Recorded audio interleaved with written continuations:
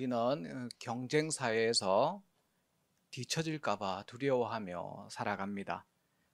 경쟁에서 이기지 못하면 도태될 것이라는 부모님의 그 불안이 아이를 사교육 시장으로 밀어넣습니다. 이처럼 경쟁은 우리를 지치게 만들고 두려움은 우리를 움츠리게 만듭니다. 그러나 오늘 본문에서 예수님은 우리에게 새로운 길을 제시하십니다. 그 길은 두려움에서 신뢰로, 경쟁에서 섬김으로 나아가는 제자도의 길입니다. 이 시간 예수님께서 보여주신 그 길을 함께 살펴보면서 우리의 삶에 적용해 보기를 소망합니다.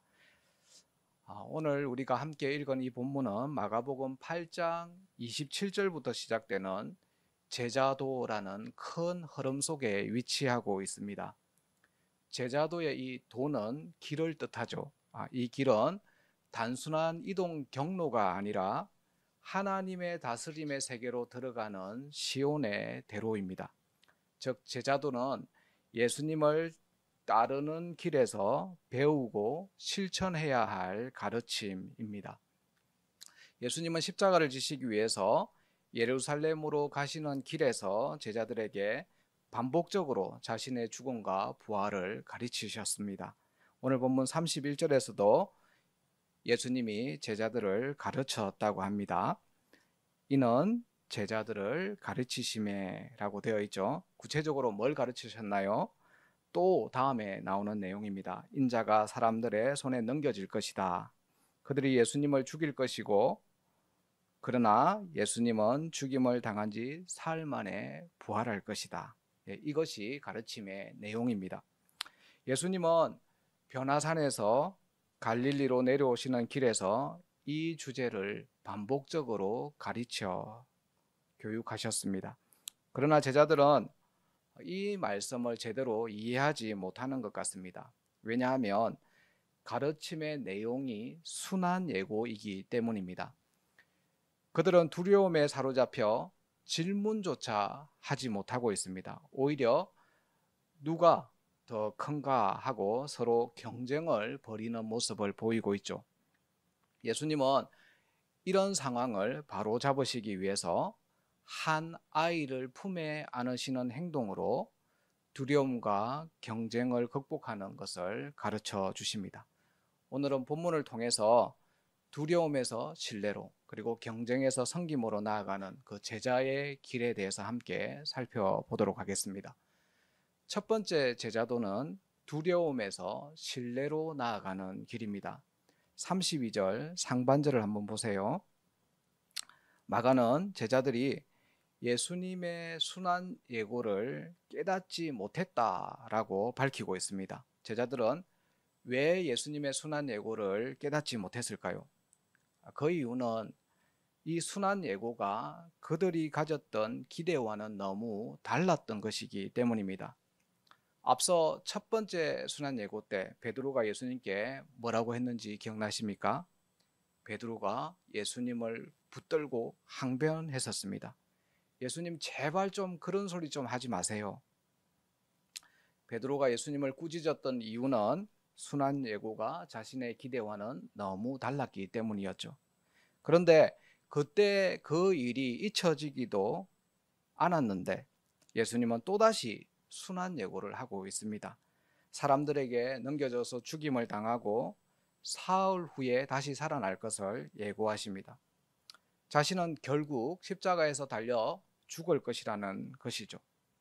이처럼 반복되는 예수님의 순한 예고에 제자들은 예수님께 질문하길 주저합니다. 원래 제자들은 예수님께 질문하는 것을 아주 좋아했습니다. 예수님께서 비유를 가르쳤을 때도 제자들은 그 비유의 뜻이 무엇인지 물어봤고요.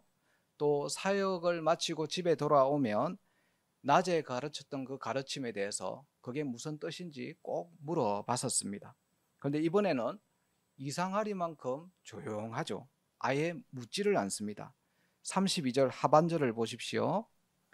묻기도 두려워하더라. 왜 제자들은 묻지 않습니까? 그들이 두려워했기 때문이라고 적혀 있죠. 제자들이 예수님의 말씀을 깨닫길 원했다면 물어봤었어야죠. 아니, 변화산에서 하늘에서 음성이 났는데 너희는 그의 말을 들으라. 하늘에서 이 음성을 들었기 때문에 묻고 그리고 깨달아야 합니다. 예수님, 그게 무슨 의미입니까? 왜 고난받아서 죽으신다고 말씀하십니까? 이렇게 질문해야 합니다. 그러나 그들은 두려운 마음에 아예 질문하기조차 주저하고 있습니다. 왜 그럴까요? 혹시 물었다가 그 불안한, 불길한 그 예감이 사실로 확인되면 어떡할까? 자신들이 원치 않는 대답을 예수님께서 하신다면 어떡하지? 베드로처럼 사탄아 내 뒤로 물러가라. 또 이런 말을 들으면 어떡할까? 그래서 두려워하며 묻기를 주저한 것이죠. 우리의 삶에도 이렇게 묻기를 주저할 사건들이 간혹 일어나기도 합니다. 예를 한번 들어볼까요?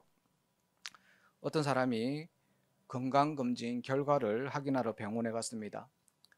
평소에 건강에 대해서는 자신 있던 그가 결과를 확인하는 순간 얼굴이 굳어지고 맙니다.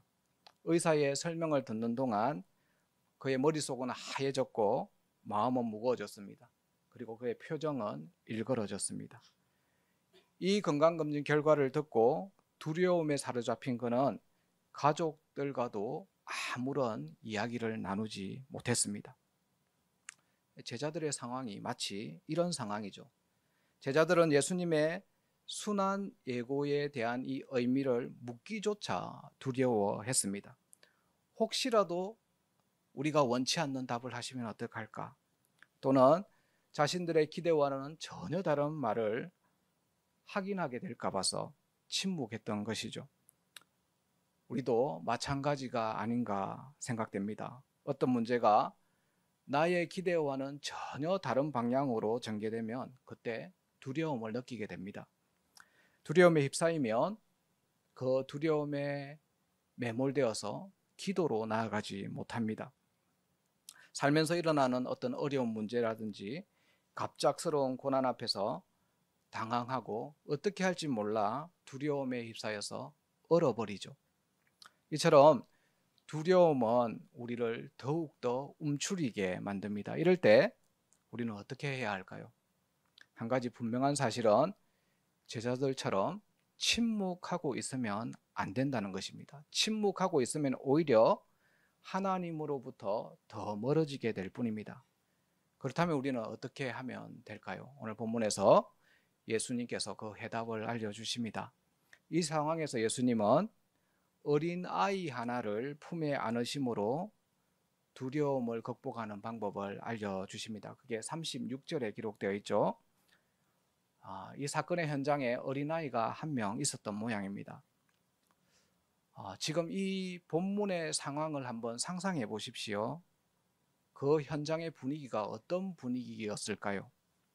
제자들은 두려움에 휩싸여 있고 예수님은 제자들의 잘못을 직면시켜야 하는 상황입니다. 한쪽은 듣기 싫어하고 한쪽은 잘못을 지적하고 알려주려고 하는 상황입니다. 그러니까 아주 팽팽한 긴장이 흐르고 있는 상황이죠. 우리가 정말 싫어하는 그런 분위기입니다. 어린아이도 내용에 대해서는 잘 모르지만 분위기는 아마 읽었을 것 같습니다. 그 아이도 이런 분위기에 압도되어서 완전히 얼어 있었을 것 같습니다. 예수님은 제자들 앞에서 그 어린아이를 불러다가 한가운데 세우시고는 품에 안아주십니다. 그 순간 아이가 얼어있던 것이 아이의 마음이 눈 녹듯이 녹아내립니다. 예수님은 아이를 안아주심으로 두려움에서 해방하십니다. 만약에 예수님께서 그 아이를 안으려고 했을 때 아이가 쭈삣쭈삣하면서 뒷걸음질 쳤다면 어떻게 되었을까요? 아이의 두려움은 아마 더 커졌을 것입니다. 교회 여러분, 두려움은 예수님께 더 가까이 나아갈 이유이지 예수님과 멀어질 이유가 되지 못합니다. 어린아이처럼 예수님께 안겨버려야 합니다. 예수님은 두려움에 떨고 있을 때, 우리가 두려움에 떨고 있을 때 우리를 꽉 안아 주시는 분이십니다. 첫 번째 요지를 한번 정리해 보고자 합니다. 제자들이 예수님께 질문하길 주저했던 이유는 자신들의 기대와 다른 답변을 받을까봐 두려워했기 때문입니다. 그러나 성경에는 두려워하지 말라는 하나님의 명령이 많이 있죠. 왜 그럴까요? 우리가 두려움을 느낄 때 그때가 바로 하나님께 가까이 나아갈 그 순간이기 때문입니다. 두려울수록 더더욱 기도와 말씀으로 예수님의 품 안으로 들어가야 합니다. 그래야만 두려움 대신 평안과 신뢰를 경험하게 됩니다. 여기서 한 걸음 더 나아가서 두려울수록 공동체 안에서 함께 나누시기를 권면드립니다. 우리가 늘 실수하는 부분은 두려움을 혼자 감당하려다가 하나님과 점점 더 멀어진다는 것이죠. 하나님과 멀어지게 되면 교회와도 더 멀어지게 됩니다. 심지어 아무도 자신에게 상처 준 사람이 없는데 상처받았다고 말하면서 교회를 떠나기도 합니다. 말씀과 멀어지게 되고 교회 공동체가 멀어지게 되면 더더욱 두려움 속에 빠지게 된다는 것을 기억하시기 바랍니다. 교회 여러분, 하나님은 우리를 교회라는 공동체 안에서 부르셨습니다. 어려운 일을 당할 때 더더욱 믿음의 형제 자매들과 함께 어려움을 나누시기 바랍니다. 이 믿음의 공동체 안에서 어려움을 나누면서 하나님의 그 선하신 계획을 신뢰할 때 우리는 두려움 대신 평안의 해답을 얻게 될 것입니다. 두려울 때 어린아이처럼 예수님을 신뢰하며 그 품에 안기시기를 바랍니다. 지금까지 두려움을 신뢰로 바꾸는 제자도에 대해서 살펴봤다면 이제 우리의 경쟁심을 섬김으로 변화시키는 방법에 대해서 살펴보겠습니다. 두 번째 제자도는 경쟁에서 섬김으로 나아가는 길입니다. 앞서 살펴봤던 내용이 길에서 있었던 상황입니다. 이제 예수님 일행이 갈릴리 지역을 통과해서 가버나움에 도착했습니다. 아마도 가버나움에 있는 베드로의 집으로 들어갔을 것으로 추정됩니다. 예수님 일행이 보통 사역을 마치고 나서 집에 들어오면 제자들이 낮에 예수님께서 하신 사역에 대해서 그 뜻이 무엇인지 이렇게 물었다고 했었죠. 그런데 이번에는 제자들이 아니라 반대로 예수님이 질문을 합니다. 그 내용이 33절과 34절입니다. 33절에 예수님이 물으십니다. 너희가 길에서 서로 토론한 것이 무엇이냐? 여기 토론이라는 단어가 나오는데 문맥을 봤을 때 이 토론은 말다툼으로 볼 수 있습니다. 길에서 너희가 무슨 말다툼을 했느냐 이렇게 질문하시죠. 이 질문에 대해서 제자들이 대답을 못합니다. 왜냐하면 34절에 나오죠. 제자들끼리 누가 더 높은 사람인지 누가 더 크게 인정받는지를 두고 다툼이 있었기 때문입니다. 이 논쟁은 앞문맥을 보면 좀 이해가 되는 부분입니다. 앞서 베나산 사건을 한번 생각해 보십시오. 예수님은 3명의 제자만을 데리고 베나산에 올라가셨습니다. 그때 나머지 제자들은 산 아래에서 귀신을 쫓아냈는데 쫓아내지 못하고 실패했습니다. 그러니까 제자 그룹 사이에서 두 그룹으로 나뉠 수밖에 없는 상황입니다. 모든 제자들이 예수님을 정치적이고 군사적이고 경제적인 메시아로 생각했기 때문에 예수님의 나라가 세워질 때에 누가 더 높은 자리를 차지할 것인지 혈안이 되어 있었다고 볼 수 있습니다.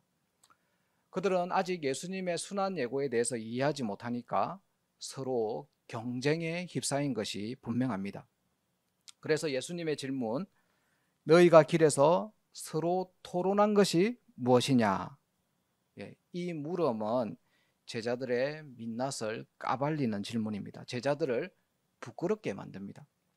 예수님의 관심은 순환 예고로 자신이 죽을 것에 대한 것에 관심이 모아져 있는데 제자들의 관심은 높은 자리에 가 있습니다. 이건 인간적으로 봐도 도리가 아니죠. 분위기 파악을 못하는 정말 어처구니 없는 상황입니다. 예수님이 죽음과 고통, 나아가서 부활을 말씀하시는데 제자들은 떡고물에 눈이 먼 것입니다. 비극적인 코미디가 아닐 수 없습니다. 이건 비단 제자들만의 문제가 아니죠. 우리도 마찬가지입니다. 어느 누구나 할 것 없이 말씀의 은혜가 없으면 제자들처럼 될 수 있습니다. 말씀을 놓치면 우리 마음에 경쟁심이 채워집니다. 실제로 이런 코미디 같은 일이 교회 안에서도 빈번하게 일어납니다. 교회 봉사를 하더라도 이왕이면 눈에 띄는 봉사를 하고 싶어 합니다. 물론 열심히 섬기려고 하는 것은 문제가 되는 것은 아니지만 그 섬김 속에서 경쟁심이 생겼다면 그건 문제가 될 수 있습니다. 제 고향교회 이야기입니다. 저희 고향교회에서는 구역별로 나눠서 주일 점심 식사 당번을 했습니다. 처음에는 단순히 반찬 3-4가지만 준비하기로 약속하고 시작을 했습니다. 그래서 모두가 부담 없이 섬기자는 차원에서 열심히 봉사를 했습니다. 그런데 얼마 시간이 지나지 않아서 어느 한 구역에서 반찬이 5-6가지로 늘어난 겁니다. 다른 구역에서도 반찬을 늘리기 시작했습니다. 채 6개월도 걸리지 않았습니다. 결국 나중에는 모든 구역에서 점심 식사를 준비하는데 반찬 가지수가 10가지가 넘었습니다. 우리는 매주일 한식 뷔페를 먹었습니다. 원래 이 3-4가지 반찬만 준비해도 충분했는데 이 경쟁심 때문에 섬김이 점점 과도한 부담으로 변해버린 것이죠. 교회 봉사는 경쟁이 아니라 섬김의 모습으로 나타나야 하는데 그 본질을 놓쳐버리니까 오히려 서로 비교하고 높아지려는 마음만 커졌던 것이죠. 처음에는 섬기려는 그 마음에서 출발했지만 그 자리가 어느새 경쟁의 장이 되어버렸습니다. 이제 예수님은 이 경쟁에 휩싸인 제자들을 앉혀놓으시고 진지하게 말씀하십니다. 그 말씀이 오늘 본문 35절과 37절에 기록되어 있습니다. 35절에 보시면 첫째가 되고자 하면 무사람의 끝이 되어 무사람을 섬기는 자가 되어야 한다. 이 말씀은 우리가 흔히 알고 있는 세상의 가치관과는 정면으로 반대되는 말씀이죠. 세상의 원리와 반대되는 말씀이다 보니까 제자들도 이 말씀을 이해하기도 동의하기도 어려웠을 겁니다. 그래서 예수님은 그 현장에 있던 어린아이 하나를 데려다가 제자들 가운데 세우고 그를 안은 채 말씀하십니다. 그게 37절이죠. 누구든지 이런 어린아이 하나를 영접하는 것이 바로 나를 영접하는 것이다. 이렇게 말씀하십니다. 여기에 나오는 이 어린아이는 순수함이나 어떤 순진한 인물을 말하는 것이 아닙니다. 당시에 어린아이는 열등한 존재였습니다. 남에게 아무런 유익을 주지 못하는 존재가 어린아이입니다. 예수님은 어린아이처럼 상대방에게 유익을 주지 못하는 자를 기꺼이 돌보는 이 섬김의 태도야말로 하나님께서 기뻐하시는 모습이라고 말하고 있습니다. 그렇게 하는 사람이 하나님 나라에 들어갈 수 있다라는 것이죠. 그러면 한번 우리 자신을 곰곰이 한번 생각해 봅시다. 여러분은 나에게 아무런 도움을 주지도 못하고 나에게 아무런 유익을 주지도 못하는 그 상대방이 있다면 그를 사랑할 수 있으신가요? 가족이라면 그렇게 할 수 있을 것 같습니다. 하지만 가족이 아닌 사람이 있다면 그 사람을 사랑할 수 있을 것 같습니까? 그러니까 오늘 본문에 나오는 무사람, 심지어 그 사람이 원수라면 그게 가능할까요? 이 질문에 대한 답으로 마더 테레사의 어떤 신문 기자와의 인터뷰를 한번 소개하려고 합니다. 마더 테레사를 찾아온 어느 기자가 이런 질문을 했다고 합니다. 어떻게 나병 환자를 그렇게 사랑할 수 있나요? 그 무렵에 마더 테레사가 이렇게 대답했다고 합니다. 나는 나병 환자를 사랑하지 않습니다. 나는 예수님을 사랑하기 때문에 그를 돌봤을 뿐입니다. 마더 테레사가 오늘 본문 37절을 정확하게 이해한 것이죠. 봉사는 예수님 때문에 하는 것이고 예수님만 바라보고 하는 것입니다. 만약에 마더 테레사가 경쟁심 때문에 나병 환자를 돌봤다면 그녀도 그 일을 완수하지 못했을 겁니다. 두 번째 요지를 한번 정리하겠습니다. 우리도 제자들처럼 예수님의 말씀을 제대로 이해하지 못할 때 경쟁심이 우리의 마음을 채울 수 있습니다. 이건 우리 모두가 인정해야 합니다. 예수님의 십자가 정신을 놓친다면 자신도 모르는 사이에 비교와 경쟁 속으로 빠져든다는 것이죠. 교회에서조차, 섬김의 자리에서조차 누가 더 인정받을까라는 생각이 들기 시작하면 이미 말씀의 본질에서 점점 멀어지고 있는 것입니다. 예수님 때문이 아니라면 내 욕심 때문이라는 것을 기억하시기 바랍니다. 교회 여러분, 우리의 삶 속에서 경쟁이나 비교의 마음이 올라올 때 예수님을 바라보시면서 경쟁이 아니라 겸손히 섬기는 제자의 길을 걸어가길 간절히 소망합니다. 이제 말씀의 결론을 맺겠습니다. 제자들이 순한 예고에 대해서 몰랐던 것처럼 우리도 말씀을 모른다면 문제가 생길 수 있습니다. 고난이 닥칠 때 두려움이 앞서게 되고 경쟁심에 빠지게 됩니다. 그래서 마가가 오늘 본문 말씀을 기록한 것이죠. 두려움과 경쟁을 넘어서야 합니다. 어떻게 하면 넘어설 수 있다고 했습니까? 두려움이 찾아올 때 어린아이처럼 예수님의 품에 안겨야 합니다. 말씀을 묵상하며 말씀의 품 속에 푹 안길 수 있어야 합니다. 그리고 공동체 안에 기도 요청도 해야 합니다. 또 경쟁심이 올라올 때는 겸손히 자신을 낮추고 섬김의 자리로 나아가야 합니다. 예수님 때문에 한다. 예수님 때문에 섬긴다는 이 원리를 잊지 마시기 바랍니다. 그리할 때 우리는 진정한 제자의 길을 걸으며 하나님 나라를 경험할 것입니다. 그러함으로 예수님을 따르는 참된 제자로 살아가는 저와 여러분들 다 되어지기를 간절히 축원합니다. 말씀을 생각하며 우리 함께 찬양하겠습니다. 인생길 험하고 라는 찬양입니다.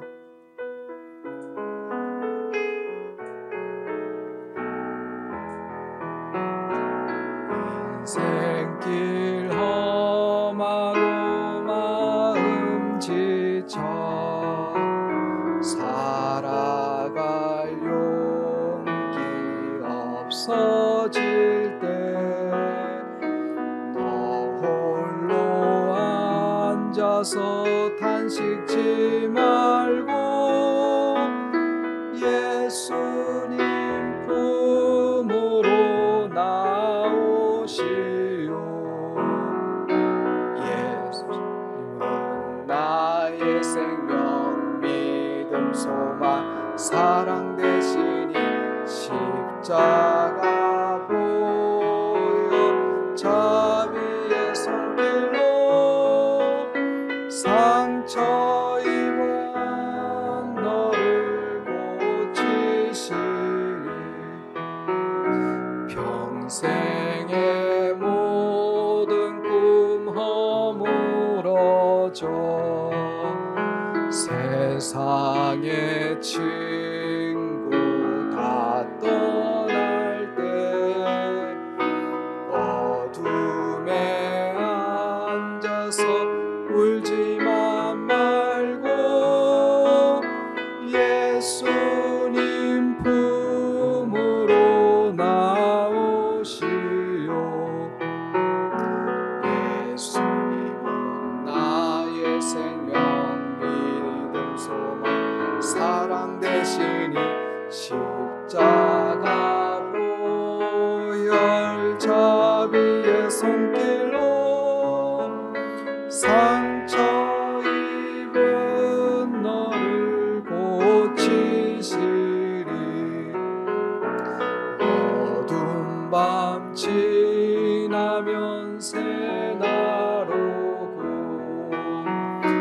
겨우